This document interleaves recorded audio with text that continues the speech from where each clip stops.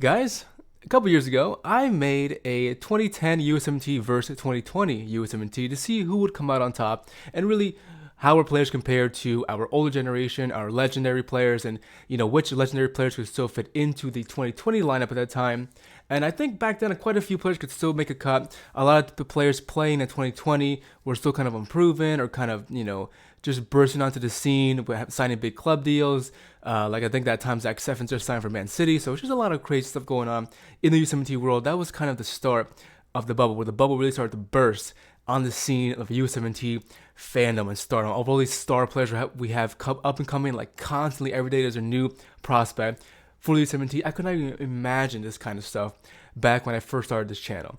So now, fast forward a couple years, a lot of there's a fuck ton of U17 content creators, Twitter, a fucking TikTok, YouTuber. There's so many of them. You're welcome, by the way. Okay, you're welcome. I paved the way. No, I'm just kidding. No, for real though, it's amazing how much this community has grown. And now I think it's time to do another 10 years. So instead of the 2010 World Cup, let's look at the 2014 World Cup lineup and see how that goes up against our most recent 2024 lineup that won us the CONCACAF Nations League once again for the three-peat. So without further ado, literally, let's get to it. All right, so this is our 2014 versus 2024 lineups right here. On the left, you see obviously the 2014 lineup. This is actually, no joke, the real team we put up against Germany at the 2014 World Cup in the group of death match. I think this was the game where we knew we were going to lose, but we didn't want to lose that bad. I think we were going to play Portugal after this, and we eventually got out of this group of death against Portugal, Germany, and Ghana, which is fucking nuts. For you young heads out there, for you Gen Z motherfuckers, this literally is the best our federation and our team was able to offer at this time. You can make an argument and say maybe Julian Green at the time was still like a star boy for us. He should have been starting. DeAndre Yellen was doing pretty good at right back, up and coming. But both of those guys were still unproven. There was kind of a lot of hype about them. Nothing really crazy. Landon Donovan was unfortunately not in this World Cup roster because of Jurgen Klinsmann, I guess. And you know what he did instead? He brought Josie fucking Glass Boy Altidore. And guess what happens? Altidore breaks his fucking legs in the first game of the World Cup, and now he's gone. Gone. Okay, so this is the best we could offer at that time. Literally. Let's go through it real quick. So if you guys don't know the players, I'll walk them through. I'll go through them with you guys real quick, all right? Tim Howard in goal. Nobody's going to argue that shit. Nobody's going to argue that. A center back duo of Matt Beasler and Omar Gonzalez. And then who the fuck is Michael? Michael Bradley. Calm down. Fabian Johnson, DeMarcus Beasley as our right wing backs and left wing backs. Nice center midfield there of Jermaine Jones, Kyle Beckerman, Michael Bradley. And then, of course, the attacking lineups I really, really have to question. I have to just really question our federation, everything, because this is absurd. The best player there, obviously, by a long shot, our leading tied goal scorer, Clint Dempsey. No arguments there. If you have an argument with that, you're in freaking crack, bro. I'm telling you. Then you're just some new bandwagon fan. I'm telling you, Clint Dempsey, in my opinion, is the GOAT of USMT to this day. Okay? To this day. Christian Pulisic, though, I don't know. He's getting there. Brad Davis and Graham Zusi as our wingers going forward. Now, credit to Graham Zusi. I think at this time, hold on, real quick. I think we had 5 MLS players on this roster. Then we had Brad Davis with the Houston Dynamo. Zusi was, of course, at SKC. I think Michael Bradley was at Toronto at this time. Kyle Beckerman, I know, was at Real Salt Lake. Matt Beasler was definitely MS lifer. He's at SKC as well. Omar Gonzalez, I believe, was at LA Galaxy. Tim Howard, I think Tim Howard was still at Everton at this time. I believe he really was. And that's pretty much it. I kind of forget if Clint Dempsey was at Seattle right now or still at Tottenham Hotspur. But I look at his kit here I used from the 2014 SoFIFA.com website.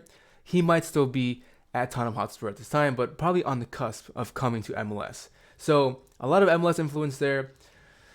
You can make arguments back there like, oh, this team should have started players like Julian Green, get some life and youth in there. But Julian Green and DeAndre Yellen were all good. John Brooks is also a player we had there on the bench, but still all improvement compared to the players who were playing at this time. They were all settled. They were veterans. They knew what they were doing in the World Cup. So I can see why Jurgen Klinsmann was a little scared to try something new against Germany.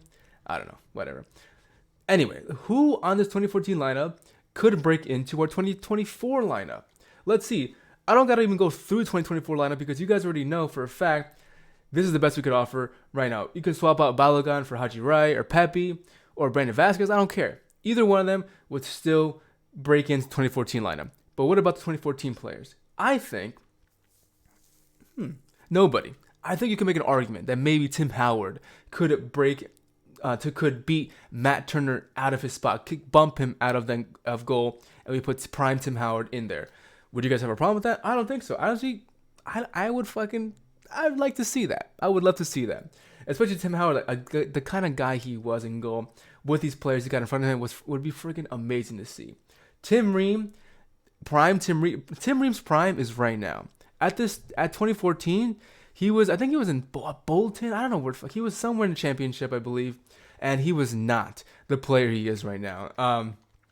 I don't know what happened to him, what kind of wine's been drinking, what kind of agents devices he's been using. But this dude ages like a fine wine, bro. Like, he literally is in his prime right now, which is crazy. Like, his mid-30s. His career's almost over. But he's still making this lineup. He's still making it hard for Berhalter to replace him with somebody else at center back pairing with Chris Richards. It's absolutely crazy. Jorginho Dest up against Fabian Johnson. Wow, bro. Fabian Johnson, really good player, really good, skillful player. I love that he was always in the top flight Bundesliga for most of his career. I always liked Fabian Johnson as a right back because he was so versatile. He could play left back, right back, fucking right midfield, left midfielder. He could play everywhere.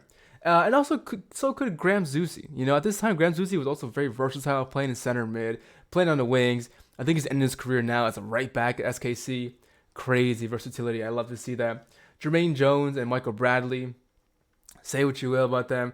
Jermaine Jones was a freaking monster in the midfield. He was just so aggressive, so cool, so tough.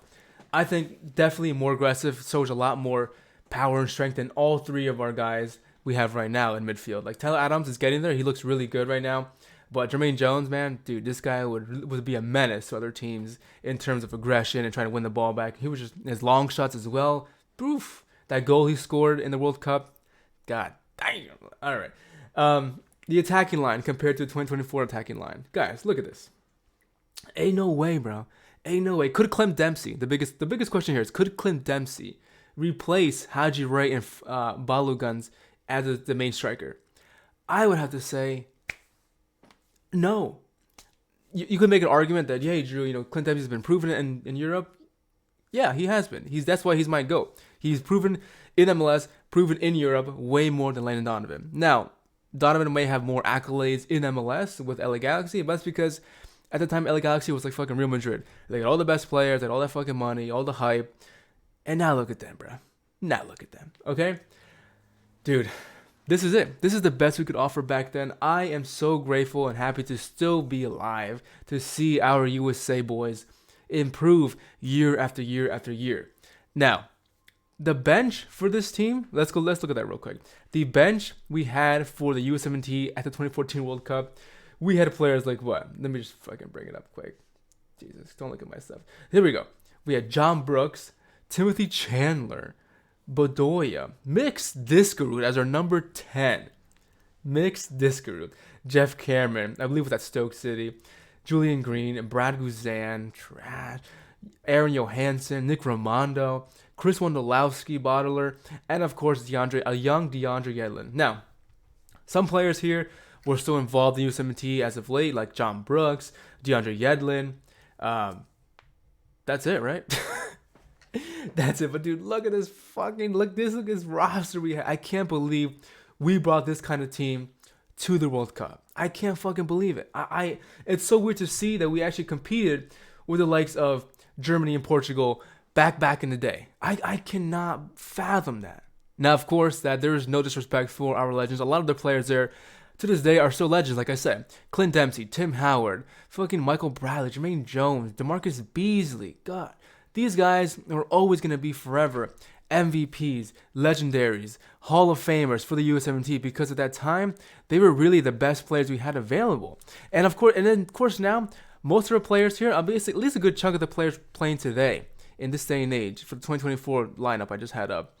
Some of those players are definitely going to go down in history and could be a lifetime MVPs, legends, and Hall of Famers for the USA as well. I can see Gio Reyna and Pulisic going down. I can see Weston McKennie and Tyler Adams doing the same thing. But you cannot deny the quality we have nowadays would 100% destroy the 2014 lineup we had back then. There's no chance that team could beat the 2024 lineup. I think that the 2014 lineup has a lot more grit and strength and power, aggression, and like toughness to them. But this team that we have nowadays is learning the way. They were kind of soft back in 2020, a lot of them, but they're learning their ways, man. Like, I'm proud to look at this team. Like, yeah, they're getting aggressive. Tyler Adams stepping up as a leader. We got Tim Ream there holding them down the line. We got Sergino Dez not giving a fuck, doing all these tricks against all these players. They're just showing his flair. He don't give a fuck. Crazy. We got Gio Reyna. Come on. These guys are learning. These guys are getting comfortable. These guys, that 2022 World Cup was just the beginning.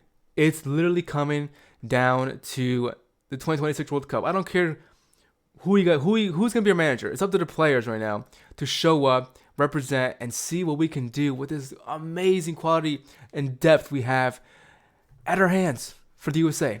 I'm done ranting. I'm done talking about it. I want you guys to let me know down below, who do you think would win, the 2014 lineup or the 2024 lineup? And of course, who is your favorite USMT legend? For me, it's Clint Dempsey. All right, guys. Thank you so much for watching. I'll see you guys next time. Peace.